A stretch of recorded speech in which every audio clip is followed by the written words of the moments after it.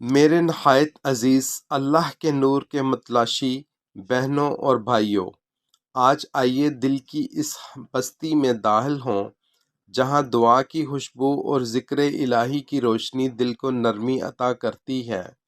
نماز وہ لمحہ ہے جب بندہ اپنے رب کے سامنے جھک کر کہتا ہے، اے اللہ، میں تیرے بغیر کچھ نہیں۔ مگر نماز مکمل ہونے کے بعد جو چند سانسیں ملتی ہیں وہ دراصل رحمت کے خزانے کھولنے کا سنہری موقع ہوتی ہیں۔ آج ہم انہی 3 ایسے اذکار کی بات کریں گے جو بندے کی دنیا بھی بدل دیتے ہیں اور آخرت بھی نورانی بنا دیتے ہیں۔ استغفار: جب بندہ نماز کے بعد عاجزی سے استغفر اللہ کہتا ہے تو گویا اپنی کمزوریوں کو اللہ کے حضور رکھ دیتا ہے۔ حدیث میں آتا ہے کہ اللہ تعالیٰ اس کے گناہوں کو یوں معاف کرتا ہے جیسے کبھی تھے ہی نہیں، اور اس کی دعائیں قبولیت کے دروازوں تک پہنچ جاتی ہیں۔ آیت الکرسی ذکر کی وہ بادشاہ آیت جسے ہر فرض نماز کے بعد پڑھنے والا اپنے گرد ایک ربانی حفاظت کی دیوار کھڑی کر لیتا ہے۔ رسول اکرم صلی اللہ علیہ وآلہ وسلم نے فرمایا، جو اسے نماز کے بعد پڑھ لے، اس کے اور جنت کے درمیان صرف موت ہے۔ کیا نعمت ہے کہ جنت تک پر امن راستہ صرف ایک آیت کے ذکر سے ہموار ہو جاتا ہے۔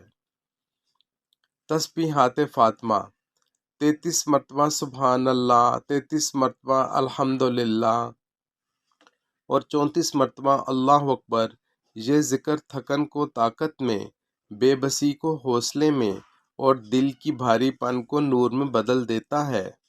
نبی کریم صلی اللہ علیہ وآلہ وسلم نے فرمایا کہ یہ تسبیحات دنیا کے ہر عمل سے بہتر ہیں۔ قرآن اعلان کرتا ہے، الا بذکر اللہ تطمئن القلوب، دلوں کا سکون صرف اللہ کے ذکر میں ہے۔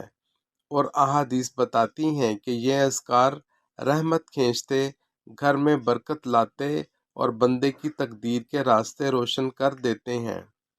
میرے عزیزو، نماز کے بعد کے یہ چند لمحے ضائع نہ کریں۔ آج سے ان 3 نورانی اذکار استغفار، آیت الکرسی اور تسبیحات فاطمہ کو اپنا مستقل معمول بنا لیں۔ انشاءاللہ سکون دل میں اترے گا، برکت گھر میں پھیلے گی اور نور پوری زندگی کو روشن کر دے گا۔ پڑھنے کے لیے شکریہ۔ اسی طرح کی پوسٹ دیکھنے کے لیے فالو کریں۔